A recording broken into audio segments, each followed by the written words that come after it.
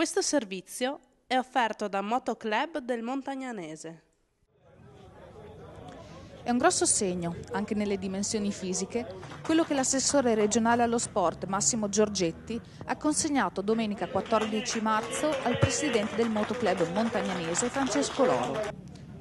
Ben 978.000 euro per l'ampliamento dell'impianto esistente dedicato al motocross per trasformarlo in un impianto sportivo definito dalla Regione di eccellenza. Noi speriamo che diventi un riferimento vero anche per manifestazioni naturalmente internazionali e di altissimo livello, perché crediamo che, ripeto, oltre a fare contenti e felici gli sportivi si può anche fare economia collegata allo sport. È stata la prima pista che si è avvicinata alla Lega Motociclismo UISP in Veneto e da lontano, mi sembra 90-91, ad oggi abbiamo, anzi io ho fatto poco, loro hanno fatto molto, perché sono loro che hanno fatto tutta questa struttura e ancora si stanno impegnando.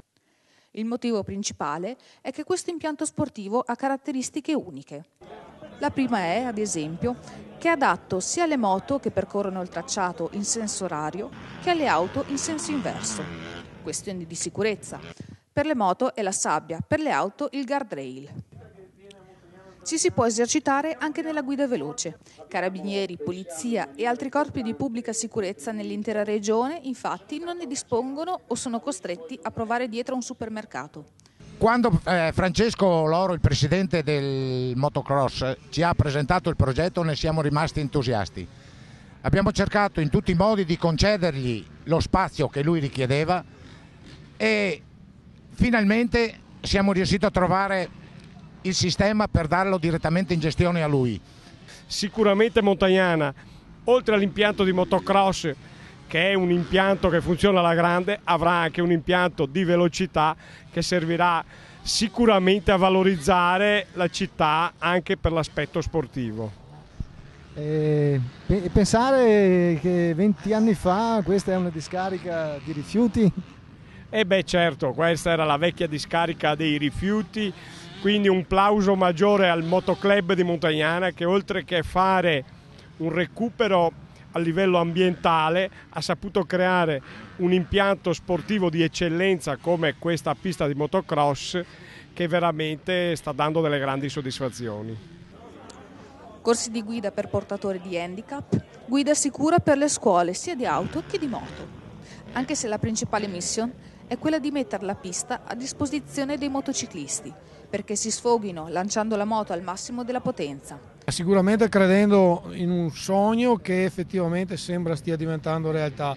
Non è merito solo mio, ma chiaramente di tutta la gente che attorno a me ha voluto credere in questo progetto e dare modo al mio gruppo di portarlo avanti. Poi chiaramente bisogna credere prima di tutto in se stessi se vuoi che gli altri credano in te.